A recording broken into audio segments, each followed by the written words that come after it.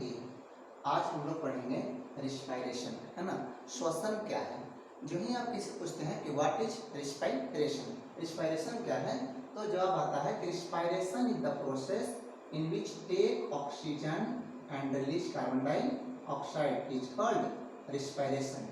क्या जवाब आता है कि respiration is the process in which take oxygen and release carbon dioxide is called respiration. But इसे ये क्या है, इसे रिस्पायरेशन नहीं, इसे ब्रीदिंग कहते हैं। जहाँ टेकिंग ऑक्सीजन हो और रिलीज क्या हो, रिलीज कार्बन डाइऑक्साइड हो, इस प्रोसेस को रिस्पायरेशन नहीं कहते हैं, बल्कि क्या बोलते हैं, ब्रीदिंग कहते हैं। क्या बोलते हैं, ब्रीदिंग। इसे ब्रीदिंग कहते हैं इस प्रोसेस को ना।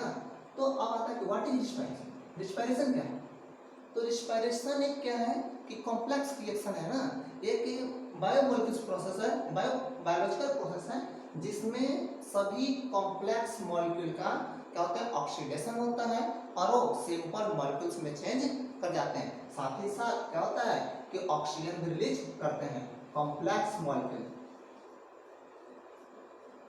कॉम्प्लेक्स फूड मॉलिक्यूल का ऑक्सीडेशन होता है।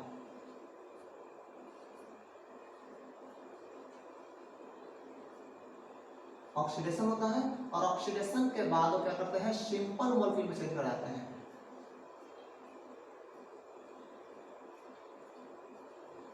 किसमें चेंज कर जाते हैं, सिंपल मॉलिक्यूल्स में चेंज कर जाते हैं। और साथ ही साथ क्या रिलीज करते हैं, एनर्जी, एनर्जी रिलीज करते हैं। इस ये जो एनर्जी रिलीज कर रहे हैं, इस एनर्जी को बोलते हैं क्या, एटीपी। क्या बोलते हैं, बोलिए, एटीपी, एडिनोसाइन ट्राइफॉस्फेट।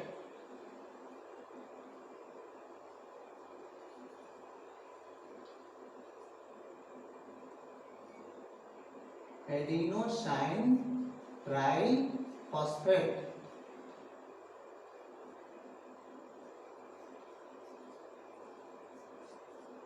इसे कहा जाता है एडिनोसाइन ट्राइफॉस्फेट कहा जाता है ना। ये जो आपको रिएक्शन ये दिख रहा है, रिस्पायरेशन का जो प्रोसेस है, ये क्या होते हैं, हमारे सेल के अंदर पूर्ण होता है। ये है डाइजेशन से जुड़ा हुआ होता है। जो हम लोग भोजन डाइजेस्ट करते हैं, यानी कि न्यूट्रिशन करते हैं, तो न्यूट्रिशन के दौरान जो फूड मॉलिक्यूल्स हैं, सारे फूड मॉलिक्यूल्स हमारे स्टमक में आते हैं। स्टमक से होकर क्या होते हैं कि पहुंचते हैं स्मॉल इंटेस्टाइन में, और स्मॉल इंटेस्टाइन में आने के बाद इनका हो जाता है क्या, डाइजेशन, पूर्ण डाइजेशन होता है। डाइजेशन के बाद इनका एब्जॉर्बेशन होता है। यहाँ से इनका क्या होता है कि एब्जॉर्बेशन होता है। जब इनका एब्जॉर्बेशन होता है तो चले आते हैं हमारे सेल में। कहाँ चले आते हैं, सेल में। चलिए ये मान लिए कि इनका फूड मटेरियल है ना, फूड मटेरियल आ रहा है माउथ से हमारे।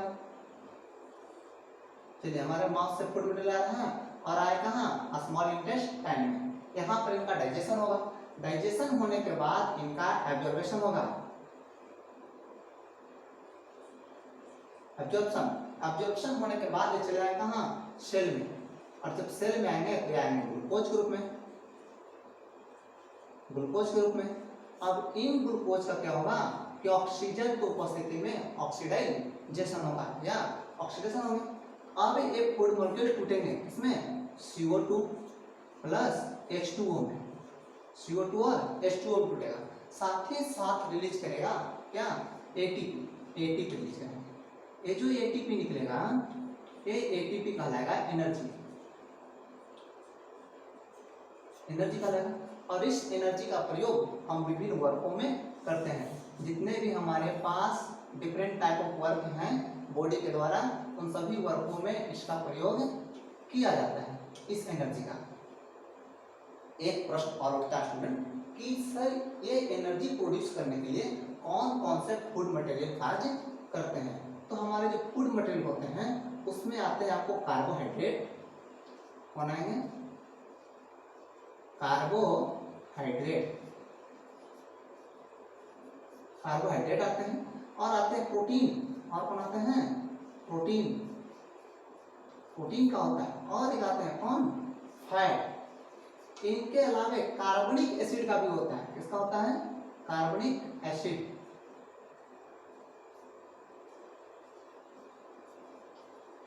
कार्बनिक एसिड का भी क्या होते हैं, ऑक्सीडेशन होता है, जिससे एनर्जी रिलीज करते हैं। जब क्या होते हैं कि सेल के अंदर ये प्रोसेस होता है, उस समय 38 एटीपी, कितना, 38 एटीपी एनर्जी रिलीज होते हैं। इसे 686 किलो कैलोरी भी कर सकते हैं।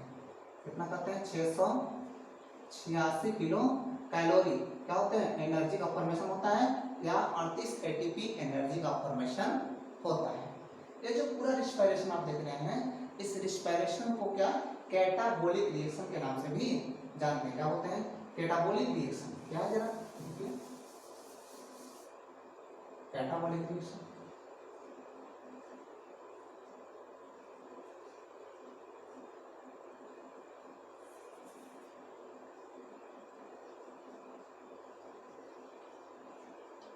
Catabolic reaction. कैटाबोलिक रिएक्शन क्या है, तो कैटाबोलिक रिएक्शन वैसा रिएक्शन होता है जिसमें क्या होता है कि सिंपल मॉलिक्यूल्स में कोई भी कॉम्प्लेक्स मटेरियल जो है या मॉलिक्यूल्स वो सिंपल मॉलिक्यूल्स में चेंज होते हैं। तो सबसे पहले क्या है कि कॉम्प्लेक्स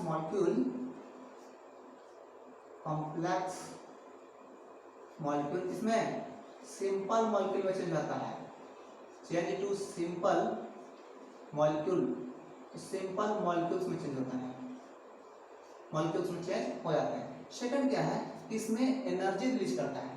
इस प्रोसेस में कैटाबोलिक रिएक्शन में पहले तो कॉम्प्लेक्स मॉलिक्यूल सिंपल मॉलिक्यूल में चेंज करते हैं, और दूसरी बात है इसमें एनर्जी रिलीज करता है। क्या होता है, release energy, release energy release करते हैं। तो ये दो प्रोसेस जिसमें भी होता है उससे हम लोग बोलते हैं क्या, कैटाबोलिक रिएक्शन। यानी कि रिस्पायरेशन को कैटाबोलिक रिएक्शन कहते हैं, और फोटोसिंथेसिस को एनाबोलिक रिएक्शन। एक और क्या होता है, एनाबोलिक रिएक्शन।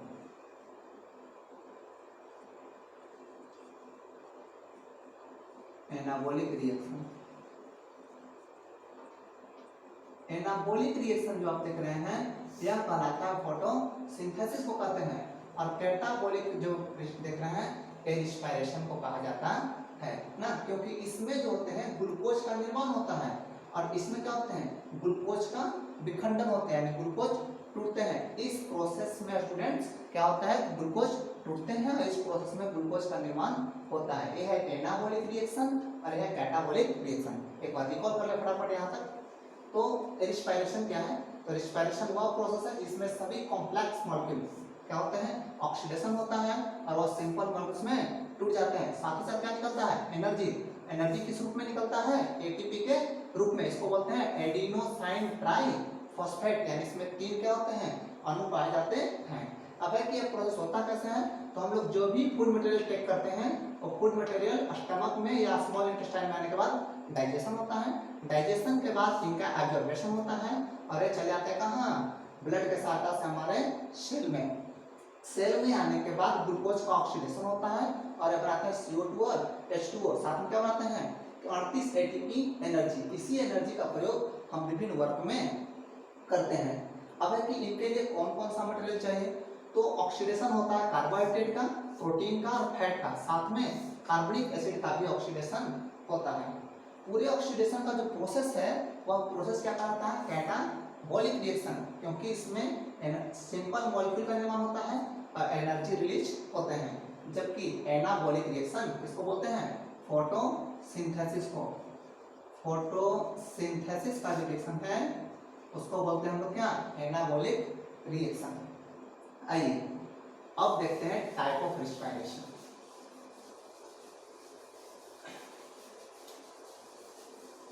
यदि हम रिस्पायरेशन की बात करें इससे पहले, तो रिस्पायरेशन एक कॉम्प्लेक्स रिएक्शन है। किस तरह से कॉम्प्लेक्स रिएक्शन है कि इसमें बीच में एक जो होता है ये हमारा ग्लूकोज है, हमारा ग्लूकोज है। ग्लूकोज जो होता है सबसे पहले एंजाइम की उपस्थिति में टूटता है। विभिन्न प्रकार के एंजाइम कार्य करेंगे। अब एंजाइम की उपस्थिति में ग्लूकोज ब्रेक डाउन करते हैं, टूट जाते हैं और टूट करके यहाँ पर एक मिड मटेरियल बनाता है ना, मिड मटेरियल।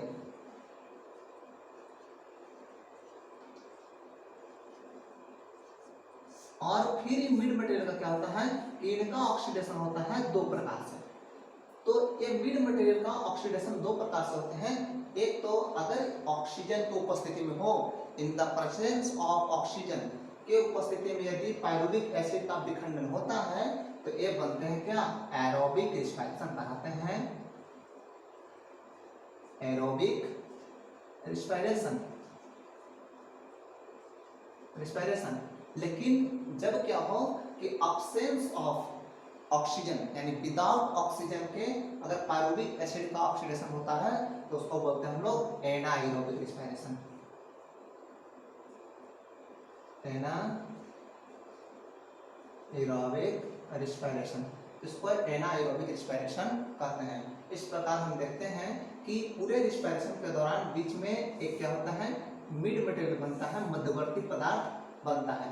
तो पायरुविक एसिड को श्वसन का मध्यवर्ती पदार्थ कहते हैं, C3H4O3, C3H4O3। ये जो पार्ट है पायरुविक एसिड कहलाता है और यह श्वसन का मध्यवर्ती पदार्थ है। इसी पायरुविक एसिड का या तो ऑक्सीजन की उपस्थिति में विखंडन होगा तो वायवीय श्वसन, और जब बिना ऑक्सीजन होगा तो अवायवीय श्वसन। यानी कि रिस्पायरेशन को बांटें तो दो टाइप दिखाई पड़ेगा, एक दिखाई पड़ेंगे एरोबिक रिस्पायरेशन और दूसरा एनाएरोबिक रिस्पायरेशन। आइए डिस्कस करते हैं एरोबिक और एनाएरोबिक रिस्पायरेशन पर। टाइप में दो टाइप मिलेंगे, aerobic respiration first,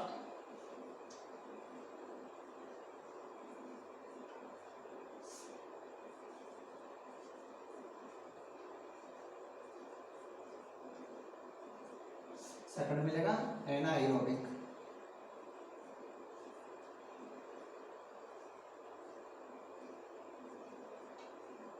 एनाएरोबिक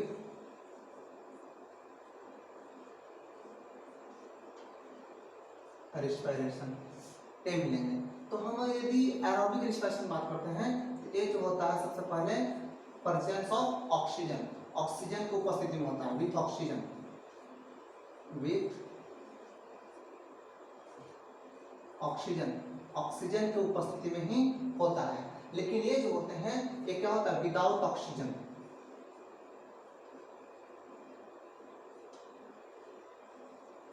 without oxygen, ये बिना ऑक्सीजन की उपस्थिति में होता है। इसमें जो होते हैं ग्लूकोज का पूर्ण ऑक्सीकरण होता है, कंप्लीट ऑक्सीडेशन होते हैं, और कंप्लीट ऑक्सीडेशन के बाद क्या होते हैं कि फुल एनर्जी का निर्माण होता है या अलॉट ऑफ एनर्जी बनते हैं। तो कंप्लीट ऑक्सीडेशन होता है,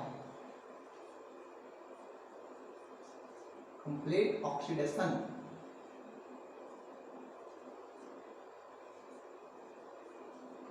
ऑक्सीडेशन होता है। और इसमें क्या होते हैं कि कंप्लीट ऑक्सीडेशन होते हैं बट ऑक्सीजन भाग नहीं लेता है। और ये जो होते हैं इन माइटोकॉन्ड्रिया, माइटोकॉन्ड्रिया होते हैं,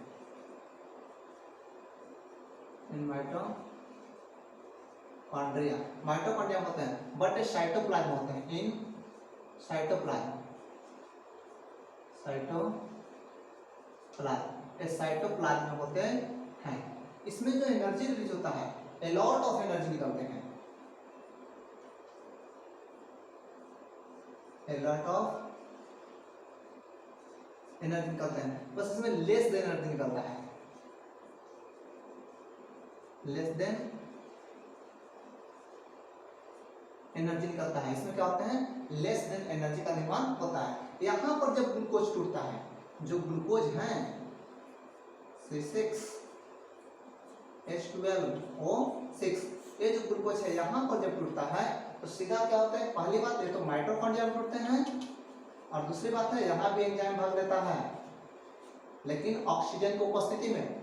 यहाँ पर ग्लूकोज जो टूटता है माइटोकॉन्ड्रिया और एंजाइम साथ में ऑक्सीजन भाग लेता है, और क्या होते हैं ये टूट के बनाते हैं 6CO2 plus H2O plus 38 ATP, लेकिन कितना 38 ATP 38, या हम बोलते हैं इसको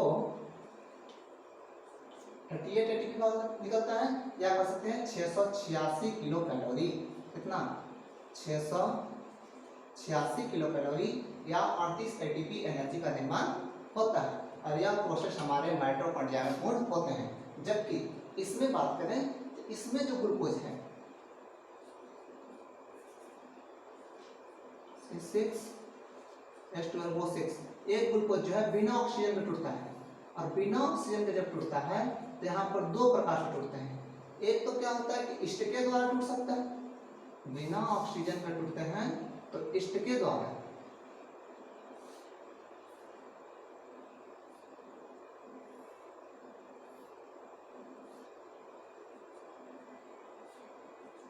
यहाँ पर इष्ट भाग लेगा, एक इष्ट के द्वारा टूटते हैं। तो जब ग्लूकोज इष्ट के द्वारा टूटता है तो बनाते हैं C2H5OH plus CO2 plus 2 ATP energy. कितना एनर्जी?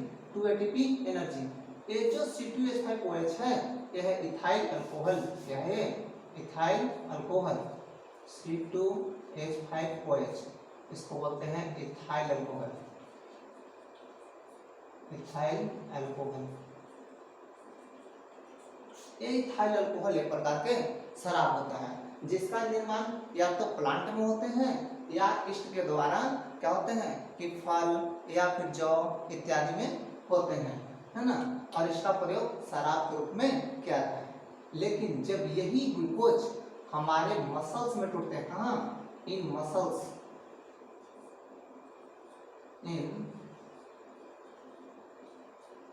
मसल्स, जब हमारे मसल्स में टूटते हैं तो वहां सीधा बनाते हैं आपको कार्बनिक lactic acid C3H6O3 plus CO2 plus 2 ATP energy का फॉर्मेशन होता है। आप ये जो देख रहे हैं इसका नाम है लैक्टिक एसिड। Lactic acid. प्रश्न उठता है कि सर लैक्टिक एसिड क्या है? जब कोई भी एथलीट्स वगैरह या फिर कहें कि दौड़ने वाला व्यक्ति, जिम करने वाला व्यक्ति, है ना, अधिक वर्क करता है तो उस समय मांसपेशियों में अनॉक्सी रिस्पायरेशन होते हैं, एनारोबिक रिस्पायरेशन होता है और लैक्टिक एसिड का फॉर्मेशन हो जाता है। और लैक्टिक एसिड उनके मसल्स में क्या होते हैं? जम जाते हैं और कभी कभी मसल्स क्रैम्प भी होता है, मांसपेशियों में दर्द होते हैं। किसके द्वारा?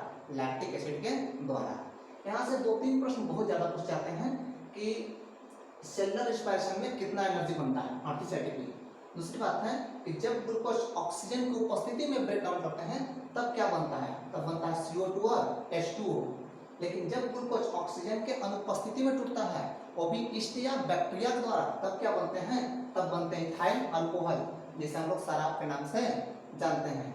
लेकिन जब ग्लूकोज हमारे मांसपेशियों में टूटता है तब क्या बनते हैं? Lactic acid. और यही लैक्टिक एसिड के कारण मसल्स क्रैम्प होते हैं। एक बात है कि इथाइल अल्कोहल जो है ये करता है फर्मेंटेशन। इससे क्या होता है? फर्मेंटेशन होता है।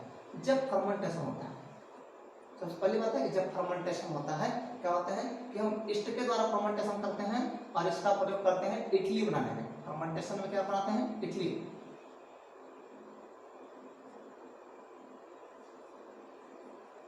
इडली डोसा। इडली डोसा के निर्माण में हम लोग क्या करते हैं कि फर्मेंटेशन में इडली डोसा का निर्माण करते हैं। या जलेबी, या क्या होता है? जलेबी। जलेबी बनाने में भी हम लोग फर्मेंटेशन का प्रयोग करते हैं।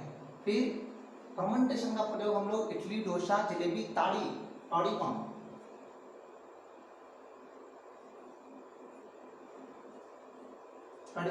तो ताड़ी वगैरह फर्मेंटेट करने में भी इसका प्रयोग किया जाता है, इसका प्रयोग किया जाता है। इतना ही नहीं, जब हम लोग क्या करते हैं कि ब्रेड बनाते हैं तो उस समय भी होता है ब्रेड। तो बेकरी में भी, ब्रेड निर्माण में भी फर्मेंटेशन का प्रयोग किया जाता है। तो फर्मेंटेशन के दौरान हम लोग इडली डोसा इत्यादि का निर्माण करते हैं ना। इडली डोसा जलेबी कड़ी पाम ब्रेड इत्यादि क्या होते हैं? सारे फर्मेंटेशन से ही बनते हैं। और यही प्रोसेस जब ग्लूकोज ईस्ट के उपस्थिति में टूटता है, इथाइल अल्कोहल CO2 और ATP बनाते हैं, तो इस प्रोसेस को बोलते हैं फर्मेंटेशन। क्या बोलते हैं? फर्मेंटेशन। और एक फर्मेंटेशन का लाभ है। यहाँ पर जो लिख दिए हैं ये सारी बात क्या है, फर्मेंटेशन के लाभ है ना। हमारे कुछ खास क्वेश्चन हैं जिसमें एनारोबिक रिस्पायरेशन ही होता है। कौन कौन क्वेश्चन हो सकता है, जैसे बैक्टीरिया, यीस्ट, राउंड वर्म, हमारे स्टमक में चले आते हैं कौन, राउंड वर्म स्टमक में या इंटेस्टाइन में, लार्ज इंटेस्टाइन में आता है राउंड वर्म ओ, या फिर हम बात कर लें ई कोलाई बैक्टीरिया ना, या हमारा आरबीसी।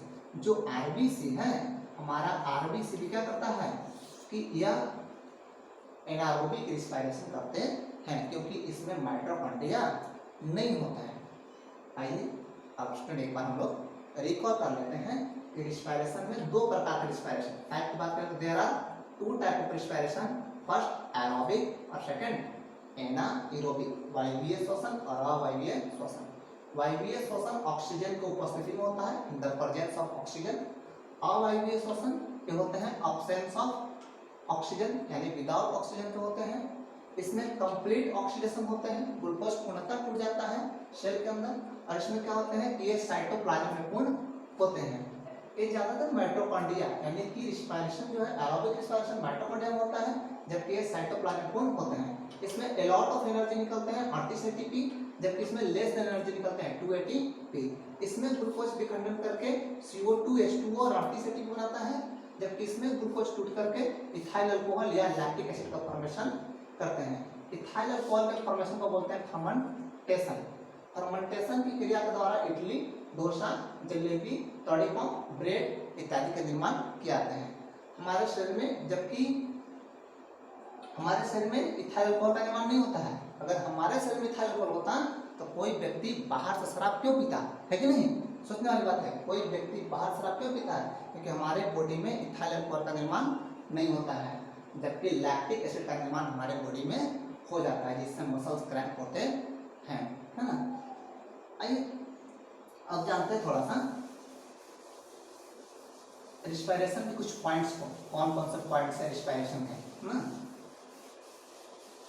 रिस्पायरेशन के पॉइंट्स की बात करें तो एक पॉइंट आता है ब्रीदिंग, भाई बता देते हैं। यदि हमारा लंग्स है,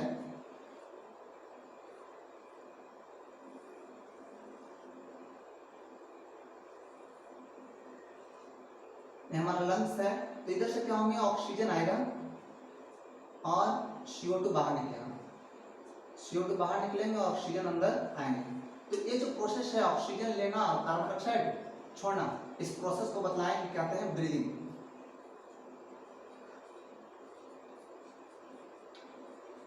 इस प्रोसेस को ब्रीदिंग कहते हैं। इसमें हम ऑक्सीजन लेते हैं और कार्बन डाइऑक्साइड छोड़ते हैं। ये प्रोसेस होता है एटमॉस्फेयर टू लंग्स। कहाँ तक होते हैं, लंग्स। एक इन्वायरमेंट से या एटमॉस्फेयर से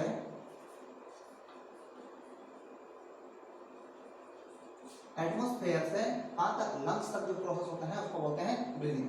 फिर क्या है, यहाँ पर आया हुआ ऑक्सीजन हमारे पहुंचता कहाँ, सर्कुलेटरी सिस्टम में, ब्लड में आता है, सर्कुलेटरी सिस्टम में आते हैं। तो लंग्स से सर्कुलेटरी सिस्टम में ऑक्सीजन आता है और कार्बन डाइऑक्साइड बाहर निकल जाते हैं।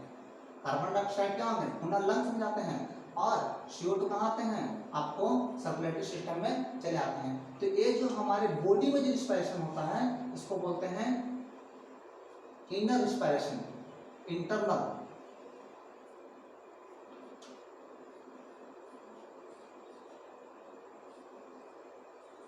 Internal respiration, internal respiration. और जो ऊपर से हो रहा है यानी जिसको ब्रीदिंग कर रहे हैं इसको बोलते हैं एक्सटर्नल रिस्पायरेशन। क्या बोलते हैं, एक्सटर्नल रिस्पायरेशन।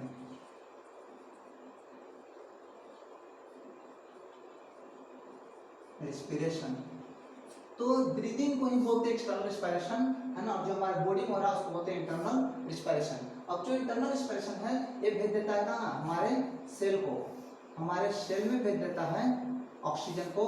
तो ऑक्सीजन जब हमारे सेल में आते हैं तो फिर यहाँ पर ग्लूकोज के साथ जुड़ते हैं, और ग्लूकोज के साथ जुड़ने के बाद ग्लूकोज को ब्रेक डाउन करता है किसमें, CO2 plus H2O, CO2 plus H2O और ATP में। एटीपी में। तो ये जो प्रोसेस है इसको हम लोग बोलते हैं क्या, सेलुलर रिस्पायरेशन। इसको बोलते हैं सेलुलर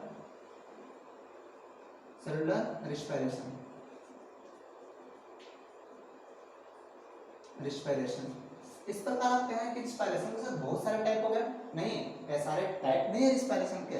रिस्पायरेशन के पॉइंट्स है, जैसे एक पॉइंट्स होता है ब्रीदिंग, ऑक्सीजन लेना, कार्बन डाइऑक्साइड छोड़ना। दूसरा पॉइंट होता है, इसको बोलते हैं एक्सटर्नल रिस्पायरेशन। ब्रीदिंग को क्या नाम है, एक्सटर्नल रिस्पायरेशन, क्योंकि वायुमंडल से हो रहा है, बाहर से हो रहा है।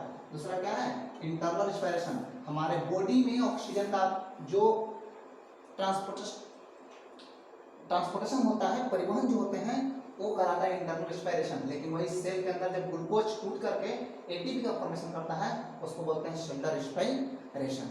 लेकिन फिर भी रिस्पायरेशन एक जटिल प्रोसेस है, कॉम्प्लेक्स प्रोसेस है। कैसे, जब ग्लूकोज टूटता है ना, तो पूरे रिस्पायरेशन के मैकेनिज्म को देखेंगे, 4 चरणों पूर्ण होते हैं। मैकेनिज्म ऑफ रिस्पायरेशन,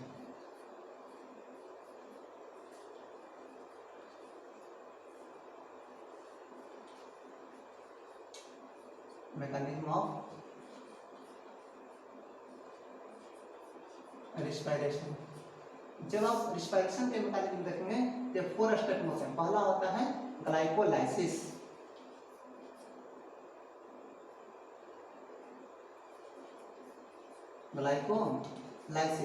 सेकंड होता है क्रेब्स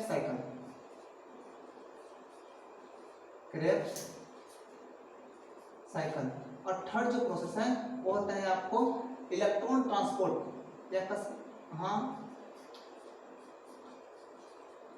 इलेक्ट्रॉन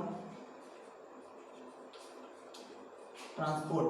और फोर्थ जो है वो रिलीज हाइड्रोजन का ऑक्सीडेशन होता है, और क्या होता है, साथ साथ एटीपी रिलीज होता है। Oxidation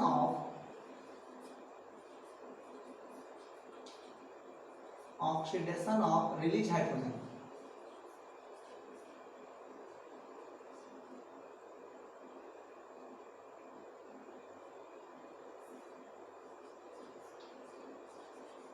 release hydrogen. तो रिलीज हाइड्रोजन का ऑक्सीडेशन होता है, और साथ ही साथ क्या होते हैं कि एनर्जी रिलीज करता है, एनर्जी रिलीजिंग प्रोसेस होते हैं। तो हम जब नेक्स्ट वीडियो में मिलेंगे तो आपको पढ़ाएंगे कि ग्लाइकोलाइसिस क्या है, क्रेब्स साइकिल क्या है, किस तरीके से ये मैकेनिज्म पूर्ण होते हैं। ठीक है।